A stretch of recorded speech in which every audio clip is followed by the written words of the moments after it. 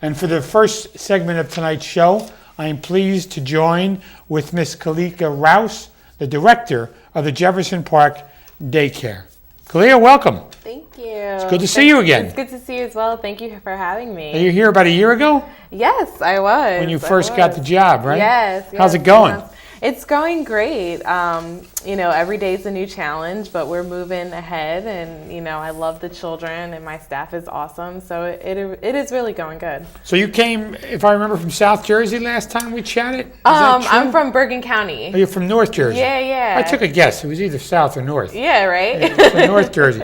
And you kind of like Elizabeth? Or? I do. Actually, my father is originally from Elizabeth, and my grandmother, and I have family in the area. So I do have roots in Elizabeth, and I have been around for most of my life. So you getting to see some of those folks now that you're working here again? I have, and just reconnecting and really learning the history of this great city and just learning so much. So I really am enjoying my time in Elizabeth. So tell us about your first year at Jefferson Park Daycare Center. What's it done for you? What are you doing with them?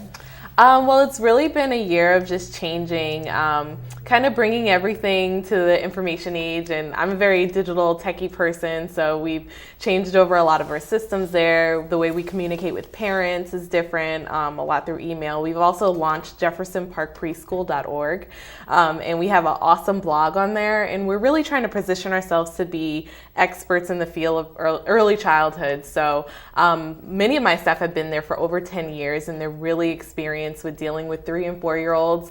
So we're just trying to get that information out, not just to our community, but to the entire world through blog posts on biting and kicking in preschool, or how to potty train, or just a lot of the different issues that come up at that age. So we have our blog now, and we're launching new videos that are going to help parents to deal with issues that come up in the preschool years. How are the parents dealing with technological advancements? They like it because I find most of our parents are on their cell phones all the time. So just receiving emails or texts about meetings has been great. Our parent attendance to our meeting is slowly growing. We're changing our times and offering food and childcare during that time. But the parents really do love the fact that they have access to information, and they have access to know what their children are doing in the classroom. So I think that that's been a good step in bridging that gap between school and home. Now, Clea, tell me, how many students do you have in the school? We have 75 children, and it's a smaller school, but during the summer we can go upwards of 75. So right now we're 75. Where are you located? We're on 485 Madison, on the corner of Madison and Mary, across from Jefferson Park. Now, Clea, I want you to, you talked about a lot of things. Yeah. What's the heart of the work that you do? What do you really get your fingers into?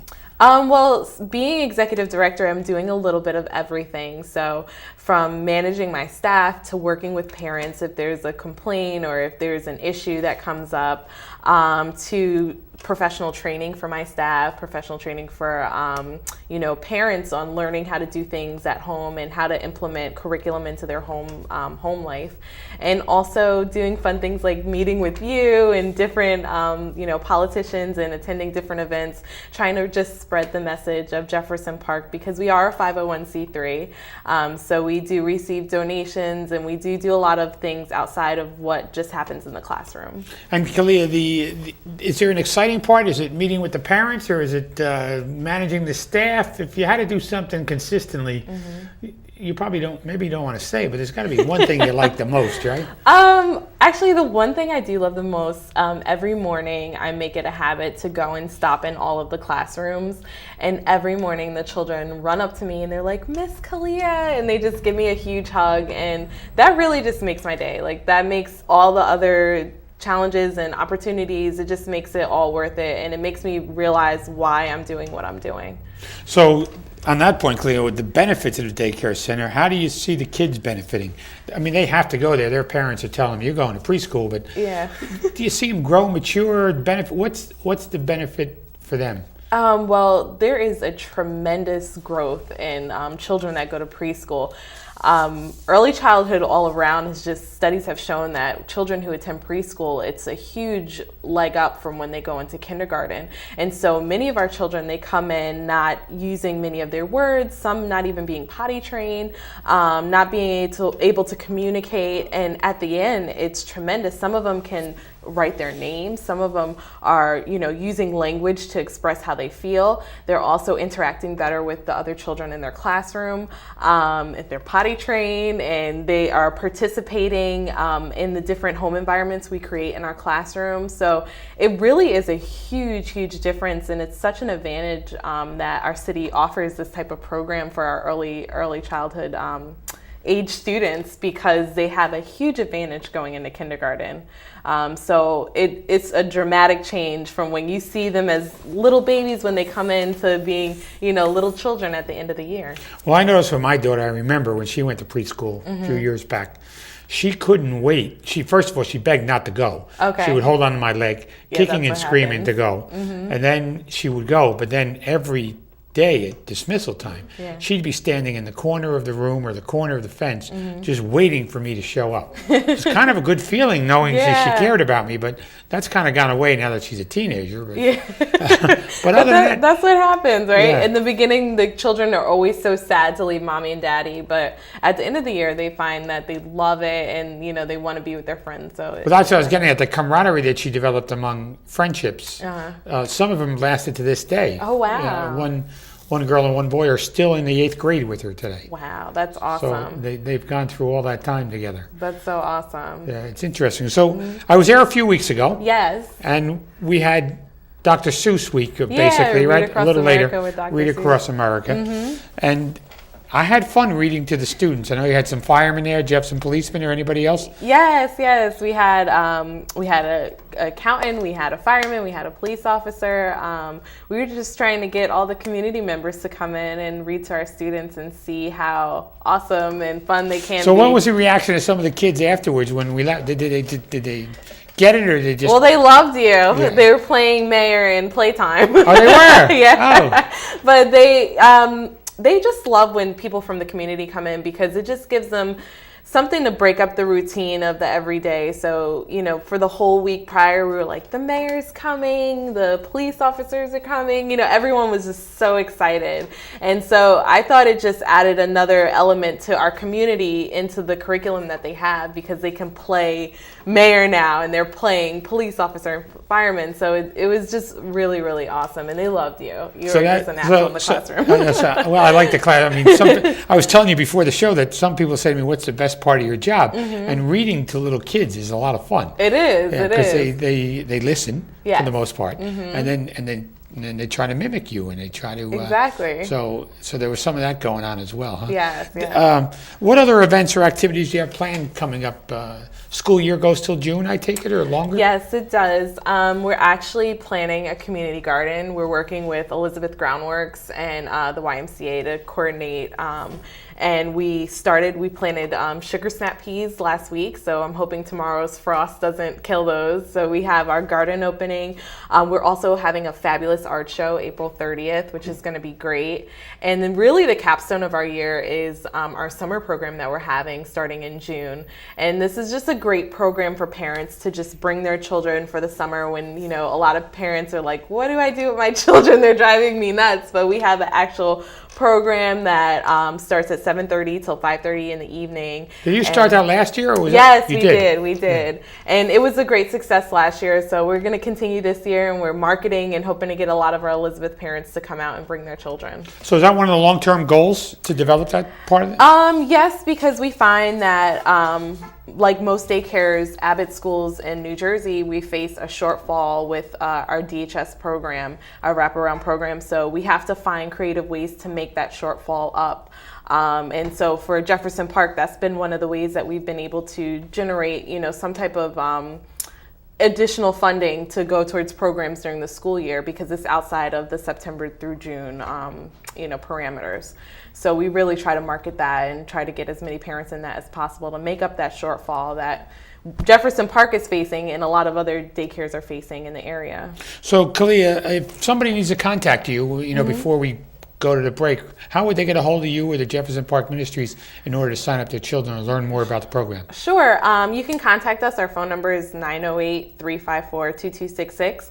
Also, jeffersonparkpreschool.org. We have a contact us page, and all the information you need is on that website. Clea, I want to thank you for taking the time to join us on the show, and Thank I hope you you'll for come having back me. some point and tell us about some other successes for the summer program. Sure. Thank you. Please stay with us after these messages, where I'll be back with Glenn Arnold from Brand New Day, and I want to thank Miss Clea Rouse for joining us on the first segment. And for the second half of this week's show, I'm pleased to be joined by Mr. Glenn Arnold, who is the CEO of Brand New Day, and Mr. Edwin Brown, who is the Director of Youth Services. Glenn, Ed, welcome to the show. Thank you for having us. We're glad to be here. So Glenn, tell us a little bit. You've been here before, so tell us a little about yourself.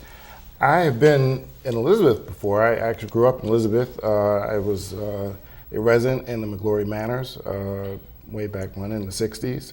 And You don't look that old. Oh, yeah. And I graduated from Elizabeth High School. And Ed, are you from Elizabeth yourself or no? No, actually, I was born and raised in Newark, so okay. very close. You didn't get a passport or anything to get here, did you? No, I did not. But I'm born and raised in Newark, and matriculated all my life through Newark school system, and just glad to be here. Good. Just glad to be here and be a part of this. So the Youth Build program, Ed, is a big program in the city. It helps a lot of young people, and you've helped shepherd this for a while. Tell us a little bit about it. Well, as we've been in existence since October of 2010, and we've been helping a lot of at-risk young people between the ages of 16 to 24 since we've been in existence. We've serviced over 200 young people so far. 107 of them have graduated. 68 of them have received GEDs. 77 of them have received certification in construction, nationally recognized. And a host of them have received jobs and gone into post-secondary education, and we still keep watch over them because we truly believe once youth build, always youth build. And Glenn, share with us some of the accomplishments and maybe of some of the kids or Brand New Day and how this program has worked out well with the organization. In our mind, it gives our young people a second chance. These are young people who, as you know, Mayor, you attended our graduations, and the graduation events for these young people are a chance for them actually to experience what it means to get to that level and now to move on in their lives. These are young people that have families. They are young people that mean a lot within the structure of their family, and they have taken this opportunity and gone on, as Reverend Brown has mentioned, to post-secondary education. We have a young person, Christine, who actually was in our first graduation class. She came on staff.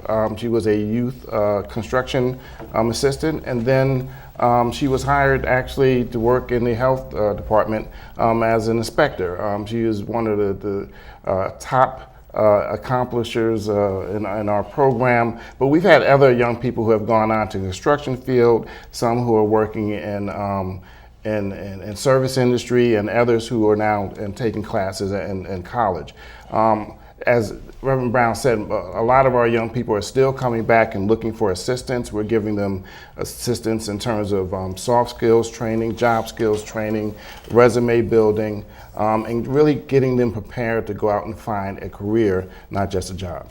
Well, when you talk about Christine, I mean, she's somebody who I met in the first year of the program. Yes. And I don't know if you call it a soft spot for her or what, but I like the young lady. She's aggressive, she's committed, and she's a hard worker. And I think you've turned out more than just one Christine. Oh, no doubt. There are many. Without a doubt.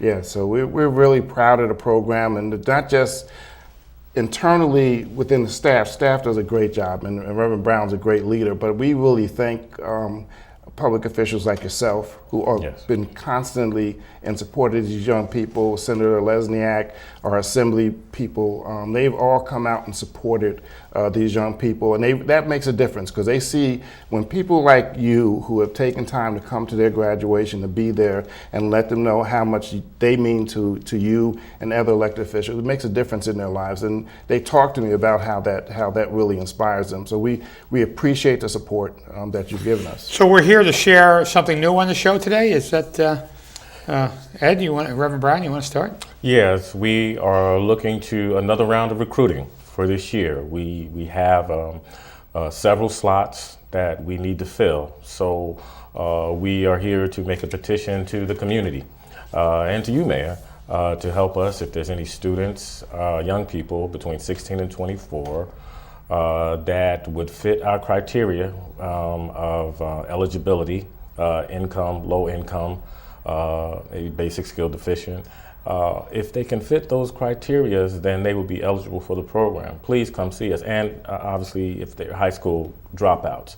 So we're looking for a few good young people who want to change their lives. And this is co-ed as well, right? Yes, co-ed. We have at times more young ladies in our program than young men. So it is definitely co-ed.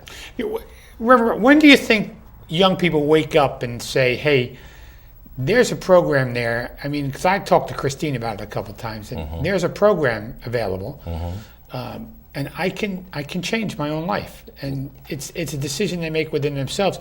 So, do you think there's a catalyst to wake them up? Do you think they do it on their own, or what motivates them? I'm sure you've had these discussions with some of these folks. The thing that seems to motivate them the most is when they know and finally figure out that we care. When they know that we have a vested interest in them. We don't want anything from them, we just want to help them. And when they finally figure that out, because it seems like so many people are trying to take from them, when they finally figure out we're trying to invest in them and do for them, usually that triggers the transformation process that we're trying to make happen, the change we're trying to make happen in their lives. Glenn, partners, you talked about the City of Elizabeth, but you have other partners in Youth Build that help make this work as well. You want to talk about some of those partners and your commitment? Sure. A major partner for us is the U.S. Department of Labor. They've invested in our program, not just locally, but they've invested throughout the country. But in particular in the Youth Build Elizabeth, they provide a grant to support the program. We also have received support from, let's say, the Office of Apprenticeship, New Jersey Office of Apprenticeship, who we're looking to really forge a relationship with, and then that program will allow young people to actually start working on jobs, get educational support, get wage support, to get them a skill that will teach them how to work at a real job, work and making livable wages. And I think that's really important. It's not just enough for them to get their high school equivalency, but also to teach them and prepare them to actually work in a position that gives them and their family a chance to survive and thrive in this community. So I think that those are two major supporters of our program. Now, as of this January, the GED testing is now computerized, and that all the preparation, pre-testing, and testing will be computerized. Is this changing Youth Build Elizabeth in a positive way, and how are you preparing for the change? Yes, it is changing in a positive way. We're in the process of putting in a computer lab at this time to make sure that we can service the young people as best as we possibly can. Actually, real quickly, the state is actually going to have a computer as well as a paper. But for us to make sure that our students keep up technologically wise, it's almost a necessity. We have to make sure that they're ready for whether they take the computer or the paper test. And is it different, or is it the same test, or is it? It is different because it is testing now to more for critical thinking. For higher order thinking. The test now is trying to see if the young people are prepared to either enter into college or to be prepared to take and to hold down a job. So the test itself is more difficult by definition. So it changes. It's a paradigm shift for us that we have to prepare for a more difficult test. Besides the appearance on the show to get new applications, how else can the show or the message help attract students? To let them know that there is a place where they can make a difference in their lives, to let them know that we truly are there for them, and that if they just take the first step, we'll help them to take the second step. If you could do that for us, we would greatly appreciate, and you have, Mayor, and we appreciate your support over the years since, and even beyond that, just Brand New Day in general. Are there any kids you don't reach? Oh. You know, so, yeah. There's quite a few. Yeah. There's quite a few that have come during our program, there's a 2-week period where they go through what they call mental toughness, which really just is a way of determining whether or not the young person is serious. The other incentive that's included in part of the program is a monetary incentive for the young person to come. So every day that they are in space and they go to class, there's a $10, they get $10. So at the end of 2 weeks, they get their a check for as many days as they've been in the program. But if I want to jump back for a second to partnerships, and you talked about partnerships, Reverend Brown mentioned the computer lab, and that was funding from the New Jersey Office of Faith-Based Programs at the state, which was very gracious enough to provide us a grant to do that.